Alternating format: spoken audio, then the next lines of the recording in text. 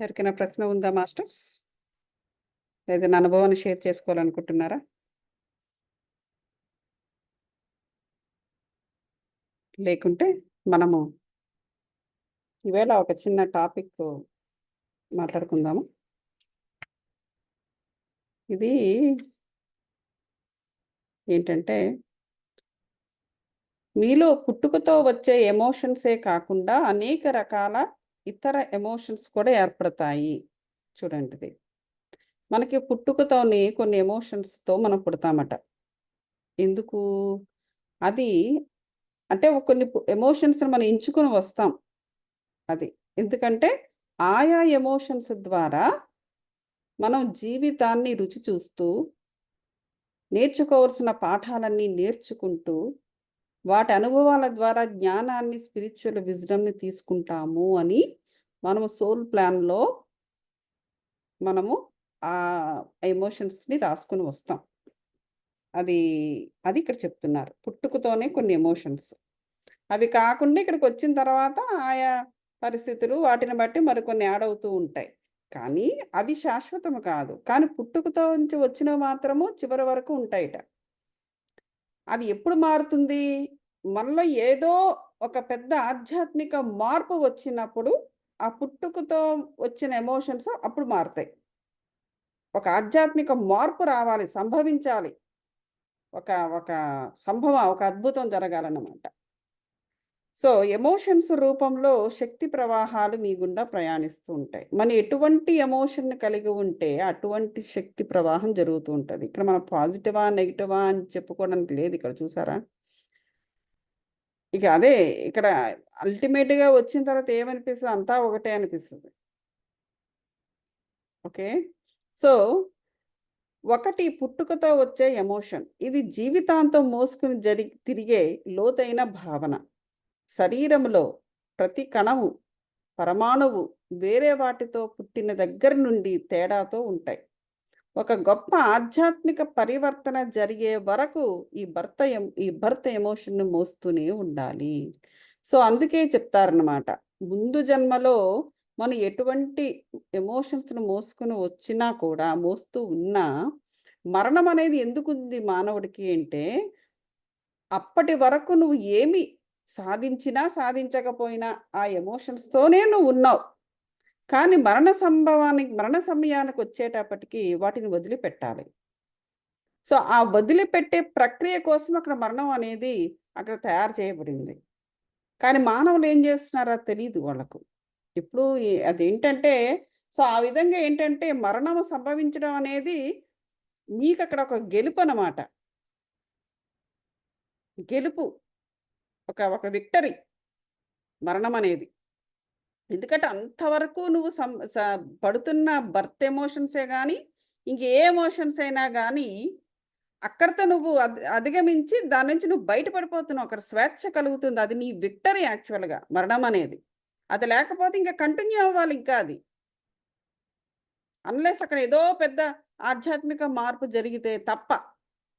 అదేవో కొన్ని సందర్భాలలో అగైన్ అది అది ఆహ్, హ్మ్, కొన్ని సందర్భాల్లో ఆ సోల్ అనేది కొన్ని కొన్ని విషయాల మీద ఆధారపడి ఆ మార్పు పుట్టిన తర్వాత కూడా అది తెచ్చుకుంటుంది గానీ, కానీ అన్ని చోట్ల అందరికీ సాధ్యమయ్యేది కాదది. సో, కాబట్టి కానీ మరణం అనేది మాత్రం ప్రతి ఒక్కరికి వస్తుంది. ఆ మరణం అనేది ఎప్పుడు కూడా ఒక విక్టరీ. అయితే మీలో కొంతమంది అది ఇక్కడ ఏం చెప్తున్నారు? బర్త్ ఎమోషన్స్ అనేవి ఎలా ఉంటాయో చూద్దాం. కొంతమంది ఆప్టిమిజాన్ని ఒక ఎమోషన్‌గా తెచ్చుకుంటారు వాళ్ళు సోల్ ప్లాన్‌లో. ఆప్టిమిజం అంటే ఏంటి? అంత నా మంచికే అనేసి చాలా ఆప్టిమిజంగా చాలా కాన్ఫిడెంట్‌గా ఉంటారనమాట వాళ్ళు. ఓకే. ఏం జరిగినా నా మంచికే. ఓకే. పోతే పోనిలే అనేసి కృంగిపోరు వాళ్ళు. సంతోషాన్ని, తృప్తిని భావాలుగా ఎన్నుకొనొస్తారు వాళ్ళు. వాళ్ళ ఎమోషన్ అది. ఎందుకంటే వాళ్ళు ఆ విధంగా ఆలోచిస్తారు కాబట్టి, ఓకే. ఇదిలా జరిగిందా? పోన్లే ఏదో నా మంచికే అయ్యుండొచ్చులే అనేసి వాళ్ళు అక్కడికలా వదిలేస్తారు వాళ్ళు. ఆ భావనా శక్తి వాళ్ళకి ఆ విధంగా ఉంటుంది. అలా వదిలేయడంలోనే వాళ్ళు తృప్తిని పొందుతారనమాట. కొంతమంది ఏం జేస్తారు పెసిమిజం. పెసిమిజం అంటే ఏంటి? అమ్మో! ఏం జరుగుతుందో దీంట్లో ఏ పుట్టలో ఏ పావుందో, ఇందులో ఏం చెడు జరగబోతుందో అని అలా కీడించుతూ ఉంటారు వాళ్ళు. అదొక ఎమోషను. మరికొంతమంది కోపం. కొంతమందికి డిసప్పాయింట్‌మెంట్, నిరాశ. ఇలాగ కొంతమందికేంటంటే, పోతే పోనీలే ఏం జరుగుద్ది మహా అయితే అని జెప్పేసి ఒక తేలిక స్వభావాన్ని కలిగి ఉంటారు. ప్రతీది తేలిగ్గా తీసుకుంటారు. ఏది సీరియస్‌గా తీసుకోరు. ఇవన్నీ కూడా ఎమోషన్స్ అన్నమాట. ఇవి బై బర్త్ వాళ్ళకొస్తాయి. అంటే వాళ్ళు బై బర్త్ ఎందుకొస్తాయంటే, వాళ్ళలాగా ఆ ఎమోషన్స్ ద్వారా జీవితాన్ని చూడాలనేసి వాళ్ళు భూమి మీదకి ఆ ఎమోషన్స్‌తో వస్తారు గాబట్టి. మరి కొంతమంది ఒంటరిగా ఫీల్ అవుతూ ఉంటారు. మరి కొంతమంది సంతోషం అనేదే ఉండదు వాళ్ళ జన్మలో. ఎప్పుడు చూసినా దుఃఖాన్ని పికప్ చేస్తూ ఉంటారు. మరి కొంతమందికేంటంటే ప్రేమ అనే దాన్ని ఒక ప్రధానమైన భావనగా తీసుకుంటారు. ఏంటంటే వాళ్ళు ఆ ప్రేమ ద్వారా వాళ్ళు అన్నీ ఆహ్, ఇచ్చేస్తారు. అక్కడ ప్రేమ అని ఇంగ్రీడియెంట్ ఉంటే తప్ప వాళ్ళక్కడ బైండ్ కారు. అది బైండ్ కానప్పుడు వాళ్ళు ఏ సిట్యుయేషన్‌లోనూ వాళ్ళు ఉండరు. వాళ్ళు ఉండకపోతే ఏం జరుగుతుంది? వాళ్ళు ఏది అక్కడ నేర్చుకోవడానికి ఉండదు. కాబట్టి ఆ ప్రేమ అనే భావనతోనే వాళ్ళక్కడ చవి చూడడానికి ట్రై చేస్తూ ఉంటారు. కొంతమంది ఇన్ఫీరియారిటీ కాంప్లెక్స్‌తో బాధపడుతూ ఉంటారు. వాళ్ళు ఎప్పుడు కూడా ఇన్ఫీరియర్‌గా ఫీల్ అవుతూ అది వాళ్ళ ఆ ఎమోషన్ తీసుకొని వచ్చుకున్నారనమాట. కాబట్టి ఒక క్షణం ఆలోచించండి. మీ ప్రథమ భావనలు ఏమిటని? మీది సంతోషంగా ఉండే మనస్తత్వమా? లేకపోతే ఆప్టిమిజంగా ఉండే మనస్తత్వమా? లేకపోతే దుఃఖపడే మనస్తత్వమా? ఇవన్నీ కూడా ఏంటంటే, అంటే నిజమైన భర్త ఎమోషన్ కనుక్కోమంటున్నారిక్కడ. అంటే మరి ఇక్కడ భూమి మీదకొచ్చిన తర్వాత ఇవి కాక ఎన్నో రకాల ఎమోషన్స్‌కి మనం గురవుతుంటాం. అవన్నీ కూడా నిజం కాదు. అదెప్పుడు కూడా నిత్యము కాదు. అదేంటంటే అది ఈరోజుంటుంది, రేపుండదు. అలాంటి వాటిని అది మన సోల్‌తో వచ్చిన ఎమోషన్ కాదది. కానీ ఎప్పుడూ ఉండే ఎమోషన్ అంటే నువ్వు ఏ పని చేసినా, ఏ సంఘటనైనా, ఏ వ్యక్తితోనైనా, ఏదైనా సరే, నువ్వు ఏ ఎమోషన్‌తో నువ్వు మొదలవుతావు అన్న ఎమోషనే నిజమైన బర్త్ ఎమోషన్. ప్రథమ భావనలతో పాటు ఇక 5, 6, 7 శాటిలైట్ ఎమోషన్స్ కూడా కలిపి ఉంటాయట. మీ జీవితం యొక్క అవే జీవితం యొక్క ఎమోషనల్ ఐడెంటిటీగా తయారవుతాయి. ఫలానా వాళ్ళు మన గురించి మాట్లాడుకుంటాడు. వాళ్ళు ఇలాంటి వాళ్ళు, అలాంటి వాళ్ళు. అబ్బా! ఆవిడకి బాగా కోపం ఎక్కువండి. ముక్కు మీద ఉంటది ఆవిడ కోపం. సో, ఆ విధంగా ఆ వ్యక్తి ఐడెంటిఫై అవుతుందనమాట ఆమె. ఇంకొక ఆమె గొప్ప అసూయండి బాబు. అసలు ఇలాగ మాట్లాడతారా? గొప్ప అసూయ అసలు బయటకి చెప్పేస్తుంటారు వాళ్ళు వాళ్ళ అసూయ మాటలన్నీను అంటారు. అంటే ఆ వ్యక్తి ఆ విధంగా ఐడెంటిఫై అవుతోందనమాట. సో, ఇవన్నీ కూడా ఏంటంటే ఎమోషన్స్ అనేవి వాళ్ళు ఆ విధంగా ఆహ్, వారి జీవితాలని మలుచుకుంటూ ఉంటారు. ఎక్కువగా మీరు ఎలాంటి ఎమోషన్‌లు ఫీల్ అవుతున్నారనేది గమనించండి. ఇంకోటి కూడా ఎలా ఉంటుందంటే, మనకి ఎటువంటి వారు మనకి ఎక్కువగా తారసపడుతున్నారు. ఓకే. వాళ్ళ ఆ ఎమోషన్‌తో వాళ్ళ భర్త ఎమోషన్ అది తీసుకొనొచ్చారు. ఓకే. కానీ అటువంటి వాళ్ళు మాటికి మన జీవితంలోకొస్తున్నారు అంటే, ఎక్కడో మనకు కూడా ఆ ఎమోషన్ ఉంది. అది మంచిది కాదు, నీకు అవసరం లేదు అనుకుంటే దాన్ని మార్చుకోవడానికి ట్రై చేయాలి. లేదు దానివల్ల నీకేదో లాభం వస్తుంది అంటే దాన్ని ఉంచుకోవచ్చు. అది కూడా మనం చూసుకోవాలి. అంటే మన చుట్టూ ఉన్న సిట్యుయేషన్స్, మన కండిషన్స్‌లో ఎటువంటి మనుషులు ఆహ్, మ మనకి ఎదురవుతున్నారనేది కూడా ఎందుకంటే ఆయా మనుషులు అలా ఎదురయ్యి అలా వచ్చి అలా ఎళ్ళిపోరు గదా! ఏదోకటి చేస్తారు మనకి. ఏదోకటి చేయడంలో ఆటోమేటిక్‌గా మనం రియాక్ట్ అవుతాం కదా! అంటే రియాక్ట్ అవుతున్నాము అంటే ఏంటి? ఆ ఎమోషన్‌కి మనకి ఏదో సంబంధం ఉంది. వచ్చిన వాళ్ళు వచ్చినట్టుగా ఉండరు కదా! ఏదోటి చిలిపి పని చేసే వెళ్తారు. మనకేదో కోపం తెప్పించుకోవడం, చిరాకు తెప్పించుకోవడం, మనకు నచ్చని పని చేసి, మనకి ఏదో గెట్టింగ్ ఆన్ అవర్ నెర్వ్సో ఏదో చేస్తారు వాళ్ళు. అంటే ఆ పర్టిక్యులర్ ఎమోషన్‌ను కూడా మనం కలిగి ఉన్నాము అని దాని నుంచి తెలుసుకోవాలి. తెలుసుకొని ఏం చేస్తాము అంటే, మీ ఇష్టము. ఏం చేసుకుంటాము? ఓకే. ఈ ఎమోషన్ ఉందా నాకు? ఫైన్. ఈ ఎమోషన్ వల్ల ఈ పర్టిక్యులర్ సంఘటనలో నాకొచ్చిన బహుమతి ఏమిటి? ఓకే. ఆ బహుమతిని తీసుకోవడం అక్కడితో దాన్ని వదిలేయడము. అది ఇక్కడ చెప్పబోతున్నారు. పూర్ణాత్మ కొన్ని ప్రత్యేకమైన ఎమోషన్స్‌ని ఎన్నుకొని, వీటి ద్వారా మిమ్మల్ని కొన్ని అనుభవాలు పొందేలా చేస్తుంది. చూసారా? చేసేవాడిని నేనే, చేయించేవాడిని నేనే అంటాడు. ఎవరు? కృష్ణుడు. ఎక్కడ? భగవద్గీతలో. ఇక్కడేముంది? పూర్ణాత్మ కొన్ని ప్రత్యేకమైన ఎమోషన్స్‌ని ఎన్నుకొని, వీటి ద్వారా మిమ్మల్ని కొన్ని అనుభవాలు పొందేలా చేస్తుంది. అది ఇది ఒకేలా కనిపించిందా? లేదా? అక్కడ నేనే అన్న మాట ఏంటంటే, కృష్ణుడు అనే అతను మనలో ఒకడని కాదు అక్కడ చూడాల్సింది. ఆయన ఒక పూర్ణాత్మ. సహస్రార స్థితిని సాధించిన ఒక పూర్ణాత్మ లేదా పరమాత్మ. అన్నీ నేనే, అంతా నేనే, చేసేవాడిని నేనే, చేయించేవాడిని నేనే. చేసేవాడిని నేనే అంటే అర్థం ఏంటంటే, కృష్ణుడు మనలోకెళ్ళిపోయి మనకు చేయించడు. ఆయనతో మనకు కనెక్షన్ ఎలా ఉంటుందంటే, ఆత్మపరంగా ఉంటుంది. చేయించేవాడిని నేనే. పూర్ణాత్మ కదా! అలా అన్నమాట. తన నుంచి వచ్చిన అంశాత్మలకు తానే ఇన్‌స్ట్రక్షన్స్ ఇస్తూ ఉంటాడు. ఏమి చెయ్యాలి, ఏమి చేయకూడదు అన్నది. సో, చేసేవాడిని నేనే అంటే తన నుంచి వచ్చిన అంశాత్మలమే గాబట్టి, పూర్ణాత్మ నుంచి వచ్చే అంశాత్మలమే గాబట్టి, అలాగ శివుడు కావచ్చు, మరో పూర్ణాత్మ, లేకపోతే మనమే నేను చెప్పినట్టుగా మనం ఆల్రెడీ 2, 3 సార్లు పూర్ణాత్మలు అయిపోయి గూడా ఉండొచ్చు. మళ్ళీ అంశాత్మగా మనమే ఇక్కడ దిగుండొచ్చు. సో, మనమైనా గాని. సో, కాబట్టి ఈ అనుభవాలు పొందేలా చేస్తుంది. అంటే మీకిప్పుడు ఏమర్థమైంది? ఏ ఎమోషను కూడా సత్యము, నిత్యము కాదు. వచ్చిందా, అనుభవించామా, దాని నుంచి ఏదైనా బహుమతి తీసుకున్నామా, వదిలేసామా. That's it. అలాగే ఉండాలి. భూమి మీద ఏది జరిగినా కూడా అంతా లైట్. సరదాగా తీసుకొని ఎళ్ళిపోవాలంతే. ఏది కూడా శాశ్వతము కాదు. అది నిజము కాదు. సత్యము కాదు. నిత్యము కాదు. అదేంటంటే కేవలము అనుభవం ద్వారా మనం తీసుకోవాల్సినదే. అది మంచి కావచ్చు, చెడు కావచ్చు. ఒక అనుభవం దొరికింది కదా! అనుభవం జరిగితేనే కదా మనకి ఇది మంచో కాదో అని తెలిసింది. అట్లా అన్నమాట. ఎమోషన్స్ లేకుండా మీరందరూ ఎమోషన్స్ అనే కళ్ళ ద్వారా మీరు బయట ప్రపంచాన్ని చూడగలుగుతారు. ఎమోషన్స్ లేకుండా మీరుండరు. ఎమోషన్స్ అనే కళ్ళద్దాల ద్వారానే బయట ప్రపంచాన్ని చూడగలుగుతారు. చూసారా? ఈ బయట ప్రపంచాన్ని చూడాలంటే ఎమోషన్స్ ద్వారానే మనం చూడగలుగుతామంట. మీరు కోపంగానో, లేక విచారంగానో ఉన్నప్పుడు మీరు చూసే ప్రపంచానికి మీరు సంతోషంగా ఉన్నప్పుడు, మీరు చూసే ప్రపంచానికి తేడా ఉంటుంది. అది.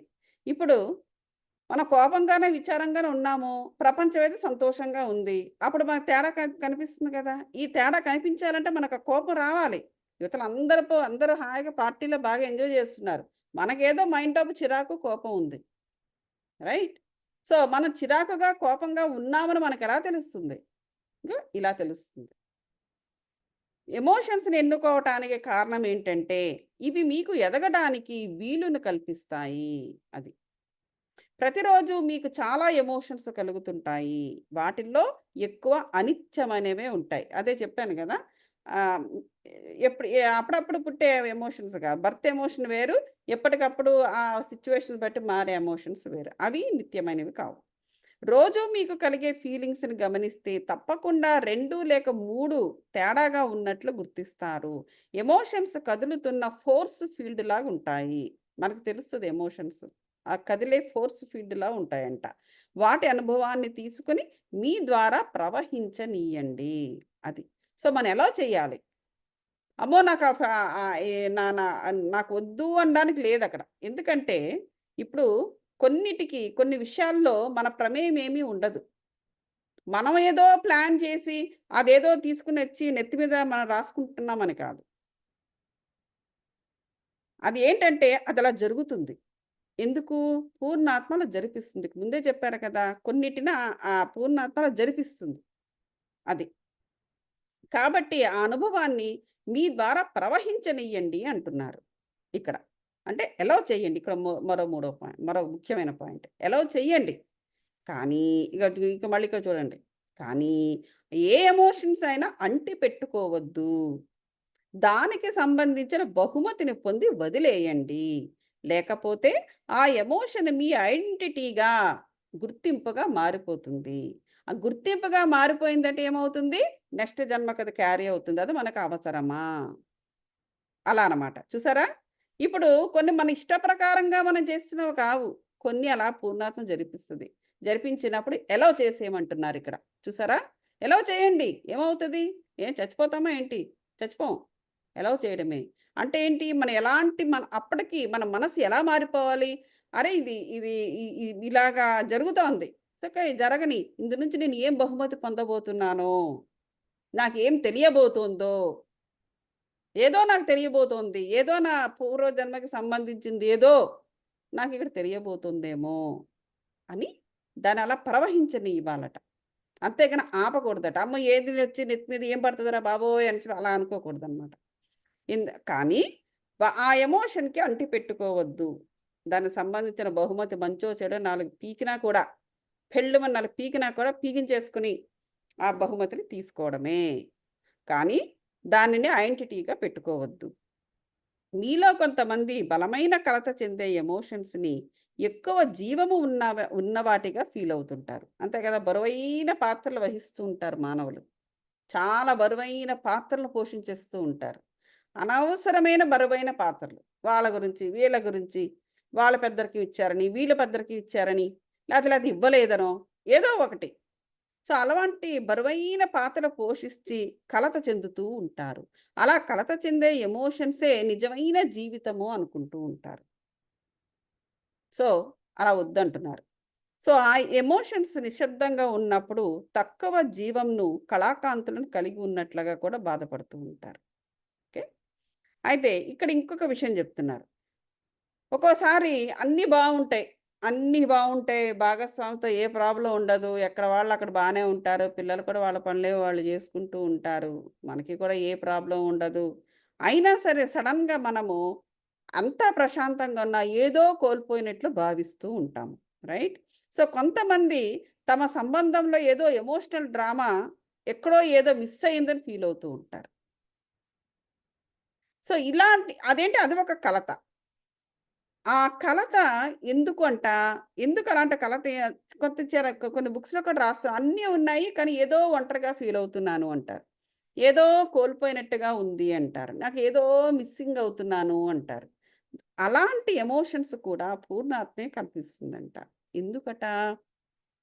అలాంటి ఎమోషన్స్ ఉంటేనే కలత చెందే ఎమోషన్స్ అనుభవించడం వల్ల సమతా స్థితిలో ఉన్న భావాలకు యొక్క విలువ మనకు తెలుస్తుందిట. చూసారా? సమతా స్థితిలో ఉన్న భావాల యొక్క విలువ. అంతా బానే ఉందే, ఏ ప్రాబ్లము లేదు. ఈయన బానే ఉన్నాడు. పిల్లలు బానే ఉన్నారు. వాటి యొక్క విలువ ఎలా తెలుస్తుందంట? మనకు అటువంటి కలత చెందే అనుభవం వచ్చినప్పుడే అన్నీ బావున్నాయా లేదా అనే విషయం తెలుస్తుందట. అది పట్టించుకోమట. చూసారా ఇది? సో, పిల్లలకేదో కావాలి, లేతే ఇంట్లో ఏదో కావాలి, నాదేదో కావాలి, అదేదో కావాలి. అలా ఎప్పుడూ కూడా ఏదో ఒక ఆందోళన ఉంటే మానవుడు దాని మీద వర్కౌట్ చేస్తూ ఉంటాడు. కానీ అన్నీ బాగున్నప్పుడు వాటి యొక్క విలువ ఎలా తెలియాలి? తెలీదు గదా! అప్పుడు ఇలాంటి ఏదో ఒక కలత చెందే విషయాలు, అనుభవాలు మనకి బ్రెయిన్‌లోకి వస్తాయన్నమాట. అప్పుడు మనం ఆలోచిస్తాం. ఎక్కడెక్కడ ఏమి అన్నీ బాగున్నాయా? ఇలా ఎందుకిలా అనిపిస్తుంది? మన వాళ్ళు ఎవరైనా పోయారా? అది కూడా ఉంటది. మన వాళ్ళు ఎవరైనా పోయారా? అందువల్ల ఆ సూచన అలా వస్తుందా? అని వాళ్ళ గురించి ఆలోచిస్తాము. లేతే వాళ్ళ గురించి ఆలోచిస్తామా? ఎప్పుడు ఆలోచించము. రైట్? మనకు ఇలాంటి కలత చెందే అనుభవం కలిగినప్పుడే మనకు అందరూ గుర్తొస్తారు. మన వాళ్ళు గుర్తొస్తారు. లేతే మొన్ననే వాళ్ళన్నారు హాస్పిటల్‌లో జాయిన్ అయ్యారని పాపం ఉన్నారా లేదో ఫోను చేద్దాం అని ఫోను చేస్తాము వాళ్ళకి. ఏవండీ బాగున్నారా అనేసి. లేతే నైబర్సు లేకపోతే ఏంటి వీధి కూడా ఇంత కాముగా ఖాళీగా ఉంది. ఏంటి అందరూ ఉన్నారా? లేతే ఏంటి సమ్మర్ అని చెప్పేసి లోపల నిద్రపోతున్నారా? ఏం చేస్తున్నారు? ఎవరు బయటికి రావట్లేదు. అట్‌లీస్ట్ మనకు ఆ భావన కలుగుతది. మనకి ఈ భావన కలిగితేనే ఆ సమతా స్థితిలో ఉన్న భావనలకు యొక్క విలువ తెలిసి వాటి గురించి మనం ఆలోచిస్తాము అని చెప్తున్నారిక్కడ. అలాగే కోపంగా ఉండి ఉండొచ్చు. లేక గంటలు గంటలు ఏడుస్తూ ఉండొచ్చు. లేతే బాధపడుతూ, వ్యతిరేకించబడుతూ ఇలా ఏదో ఒకటి జరుగుతూ ఉండొచ్చు. ఇలా బలమైన నెగెటివ్ ఎమోషన్స్‌ని మీరు భరించలేనప్పుడు మీరు ఒక పాయింట్‌కి చేరుకుంటామంట మనం. ఏమిటది? అప్పుడు వీటన్నిటిని కాకుండా ప్రశాంతతను కోరుకుంటాం. చూసారా? పీస్ యొక్క వాల్యూ తెలియాలన్నా కూడా ఇలాంటివి జరుగుతదంట. అర్థం పర్థం లేకుండా ఊరికే ఏడవడం. వాళ్ళు ఎప్పుడో 10 ఏళ్ల క్రితం ఎవరో ఏదో అన్న మాటకి ఈరోజు బాధపడిపోతూ ఉండడము. అప్పుడు వాళ్ళలా అన్నారు అనేసి. అలాగే ఇంకోటి అలా ఆ బలమైన నెగెటివ్ ఎమోషన్స్‌ని ఎప్పుడో జరిగిపోయింది తెచ్చుకొని ఇప్పుడు బాధపడుతూ ఉంటాం. సో, ఇవన్నీ కూడా ఏంటంటే మనకి ఒక పాయింట్‌కి తీసుకురావడానికి ఉపయోగపడతాయట. అంటే అలా ఉపయోగించుకోవాలి మనం. దాంట్లోనే ఉండిపోవడానికి కాదు. ఎలా ఉపయోగించుకోవాలి? అప్పుడు అబ్బా! ఏంటి గోల ప్రశాంతత కావాలి నాకు అనేసి. అప్పుడు ప్రశాంతత యొక్క ఈ ఈ ఈ ఈ చిరాకంతా మనకి కలిగినప్పుడే ప్రశాంతత యొక్క విలువ మనకి తెలుస్తుంది. సో, బలమైన కోరికతో మీరు మీకు మీరే మార్పును కోరుకుంటారు. సో, ఎక్కడెక్కడెక్కడెక్కడెక్కడో బుర్రల్లో ఏదో ఒక పొరలో నిక్షిప్తమయ్యున్న నెగెటివ్ ఫీలింగ్‌ను బయటికి తెచ్చి, దానిని బ బయటికి తోసేసి మనమే ఎందుకంటే మనకిష్టం ఉండదిక. 10 ఏళ్ల క్రితము చాలా ఏడ్చాం. కరెక్టే. తర్వాత మనము దానిని వదిలేసి ఇంక వేరే పనుల్లో పడిపోయాం. కానీ వేరే పనిలో పడినంత మాత్రం చేత అది పూర్తిగా పోయిందని గాదు. ఆ బాధను అక్కడికి అలాగా సప్రెస్ చేసి మిగతా పనుల్లో పడిపోయాం. ఆ సప్రెస్ చేసిన దాన్ని కూడా మనం తీసేయాలి బ్రెయిన్‌లో నుంచి. ఎలా తీస్తావు? మళ్ళీ ఎప్పుడో నీకు ఇలాంటి అవకాశాన్ని పూర్ణాత్మ ఇస్తుంది. దాన్ని మళ్ళీ 10 ఏళ్ల తర్వాత దాన్ని బయటికి తీసుకొచ్చి ఇప్పుడు మనకు నచ్చదు. ఆ రోజు ఎంతో ఇష్టంగా ఆ విషయాన్ని తలుచుకుని, తలుచుకుని, తలుచుకుని ఏడ్చిన మనమే 10 ఏళ్ల తర్వాత మనకిష్టం ఉండదు ఎక్కువ సేపు ఏడవడానికి, బాధపడడానికి. కోపం వచ్చేస్తూ ఉంటుంది. అప్పుడెంతో ఇష్టంగా ఏడిచాం. మళ్ళీ ఇప్పుడు ఏడవడానికి ఇష్టం లేదు. అప్పుడు ఇష్టం లేనప్పుడు ఏం చేస్తావు? ఆటోమేటిక్‌గా నీకు ప్రశాంతత గురించి కోరుకుంటావు. You don't want to cry anymore. నీకింక ఏడవడానికి ఇష్టం ఉండదు కదా! సో, వెంటనే దాని నుంచి బయట పడిపోవాలని చూస్తావు. అప్పుడు దాని లోపల నుంచి దాన్ని తీసేసి బయటకి విసిరేస్తావు. అప్పుడు ప్రశాంతతలోకెళ్ళిపోతావు.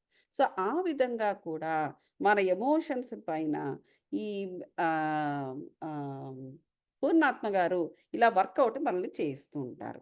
అది ఏంటి? అది ఈ జన్మది కావచ్చు. 10 ఏళ్ల క్రితం వాడెవడో మనకు తెలిసినోడు మన ఓ మాట అన్నాడని మనం బాధపడి అది మనకి ఇప్పుడు జరిగుండొచ్చు. లేదా పాత జన్మల్లో జరిగిన విషయాలైనా సరే మనం లాగి పీకి మనకు అందులో పెట్టి దాని నుంచి మనం ఏదో తీసుకోవాల్సిన బహుమతి తీసుకొని దాన్ని బయటకి తగిలేయడానికి మనకి ఇలాగా ఉపయోగపడుతూ ఉంటారు. ఎవరు? పూర్ణాత్మ గారు. ఓకే. అదే మీ జీవితంలోకి నిశ్శబ్దాన్ని తీసుకొస్తుంది. ఓకే. మరి ఇదే ఫార్ములాని మనం ప్రతి ఒక్క దానికి మనం అప్లై చేస్తూ ఉంటే ఆటోమేటిక్‌గా ఆ మౌనము అనేది లేదా ఆ నిశ్శబ్దం అనేది ఆటోమేటిక్‌గా మనకి వస్తుంది. ఇక డ్రామా మొదలుపెట్టడానికి రెడీ ఉన్నట్లయితే నాకు శాంతి కావాలి అని కూడా మీకు మీరే చెప్పుకోవచ్చు. ఓకే. ఇకపోతే ఎఫర్మేషన్స్ ఇచ్చుకోవచ్చట. నాకు శాంతి కావాలి. నాకు శాంతి కావాలి అనకండి. ఇది ఇంట్లో రాసారు గానీ నాకు శాంతి నే నాకు శాంతి దొరికింది. ఎప్పుడు కూడా పాస్ట్ టెన్స్‌లో చెప్పుకోవాలి. అప్పుడు ఫాస్ట్‌గా మనకు ఆ ఎనర్జీస్ పడతాయి. ఏం ఎనర్జీసు? పీస్ అనే ఎనర్జీస్ పడతాయి. నాకు శాంతి దొరికింది. నేను శాంతియుతమై ఉన్నాను. నేనొక శాంతి దూతను. లేదా నేనొక శాంతి ఆత్మను అని చెప్పుకోవాలనమాట. సో, ఇది ఈ విధంగా మనము ఈ ఎమోషన్స్‌ని హ్యాండిల్ చేస్తూ ఉండాలి. ఎప్పుడు కూడా మన మీద మన ధ్యానం ఉండాలి. ఉంటేనే ఇది జరుగుతుంది. లేకపోతే ఇది చాలా కష్టం అన్నమాట. సో, అది మాస్టర్స్. దీనిపైన ఏదైనా క్వెషన్స్ ఉంటే నన్ను అడగవచ్చు. Any questions? ఇక్కడికి ఆపుదాం మనము. మళ్ళీ రేపు కూడా మెడిటేషన్ చేద్దాము. రేపు ఒక కొత్త మెడిటేషన్ చేయడానికి ట్రై చేద్దాం. ఓకే. Any questions? ఏదైనా మీ అనుభవాన్ని షేర్ చేసుకోవాలన్నా కూడా షేర్ చేసుకోవచ్చు. హలో గౌతమ్ గారు. వినిపిస్తుందా? బాగున్నారా? వచ్చేసారా మీరు? బాగున్నాను. ఏం ఏమండి? అట్లాంటాలో ఉన్నారా? న్యూ జెర్సీలో ఉన్నారా? ఇప్పుడు అట్లాంటాకొచ్చిన. వచ్చారా? ఓకే. చెప్పండి. అదే. ఆహ్, ఉంది ఎమోషన్స్ గురించి. కానీ ఇప్పుడు ఇప్పుడు భగవద్గీతలో స్వామి చెప్తున్నారు. అట్ ది సేమ్ టైమ్ పూర్ణాత్మ అదే అన్నారు కదా! నాకేం క్వెషన్ వచ్చిందంటే దీనంతా ఇప్పుడు మనం మార్చుకోవాలని చూడకూడదంటే సాక్షి మాత్రంగా వచ్చేదాన్ని అట్లా అలో చేయాలా? ఆ! ఎలౌ చేయాలి. అలో అదే కదా చెప్తున్నారు. అలో ఎందుకంటే చే ఆ! అలా. ఆ! మనము ఎలౌ చేయకుండా మనం బలవంతంగా ఆపడము కుదరదు. అది ఆ హ్మ్. ఎనర్జీని ఆపడం కుదరదు. ఎందుకంటే అది ప్రవహించనిస్తుంది కదా! తను పూర్ణాత్మ. హ్మ్. అది హ్మ్. కుదరదు. అది అంటే మనం ఇప్పుడు బలవంతంగా ఆపినా అది మరొక విధంగా పరిణమించే అవకాశం ఉంది. సో, మనం కానీ ఎప్పుడు అంటే ఈ మనం మెంటల్‌గా ఎలా ప్రిపేర్ అయిపోవాలంటే ఇది ఇలా జరుగుతోంది అంటే, ఓకే. దీని నుంచి ఏదో మన ఎంతూసియాస్టిక్‌గా చాలా ఉత్సాహంగా మారిపోవాలి మన మనసు. దీని నుంచి ఏదో నేను తీసుకోబోతున్నాను. దీని నుంచి ఏదో నేను తెలుసుకోబోతున్నాను. ఏమిటో చూద్దాం. హ్మ్. సంథింగ్ ఆ! డిఫరెంట్. అదే పోనీ మీరు చెప్పే ఇప్పుడు అవేర్‌నెస్ లేకపోతే అప్పుడు ఇప్పుడు మామూలుగా చిన్న చిన్న కోపాలు అవైతే ఓకే. విపరీతంగా వేరే వాళ్ళకి డ్యామేజ్ జరిగేట్లా వచ్చినప్పుడు మరి ఏం చేయాలి? కంట్రోల్ చేయకపోతే ఎలా అనిపించింది నాకు. వేరే వాళ్ళు దెన్ మనకు డ్యామేజ్ చేయడానికి ట్రై చేస్తుంటే. ఆ! అంటే ఇప్పుడు ప్రతి ఒక్కరివి మాట్లాడుతున్నాం గదా! ఇప్పుడు మనము అని నేను, మీరు అని కాదు. అది. In general we are speaking అవును. కదా! హ్మ్. ఇప్పుడు వేరే వాళ్ళు ఇప్పుడు నాకని కాదు. వేరే వ్యక్తులు ఇంకో వ్యక్తిని డ్యామేజ్ చేసే ఎంత భావాలు ఎమోషన్స్ లోపల వచ్చినా కూడా దాన్ని అలాగే చేయని చలనా కంట్రోల్ చేయగలనా అనేది వచ్చింది నాకు అంటే దాని ఆలోచన. నుంచి నేర్చుకుంటూ ఉండాలి. ప్రవహించనిస్తూ దాని నుంచి ఉమ్, నేర్చుకుంటూ ఉండాలి. ఆ, కానీ అదే ఎప్పుడైతే అదే ఆ! అదే అవేర్నెస్ మనకు ఉన్న వాళ్ళకైతే అది చేయగలుగుతాం. ఆ! అది లేనప్పుడు యాహ్! జరిగిపోతుంది డ్యామేజ్ కదా. అదే. అదే కరెక్టే అనిపించింది. మరి. అదే మరి. అందుకే అదే మరి మరి. స్పిరిచ్యువల్‌గా అందరూ తయారవ్వాలి. అదే అదే చాలా మంచి టాపిక్ అండి. చాలా బాగుంది. చాలా ఇదిగా విన్నాను. యాహ్! థ్యాంక్ యూ గౌతమ్ గారు. థాంక్స్ అండి. మళ్ళీ మనం రేపు మంచి విషయం మాట్లాడుకుందాము. ప్లస్ మెడిటేషన్ చేద్దాం. తప్పకుండా రండి ఇదే టైంకి. ఓకేనా? థ్యాంక్ యూ గౌతమి గారు.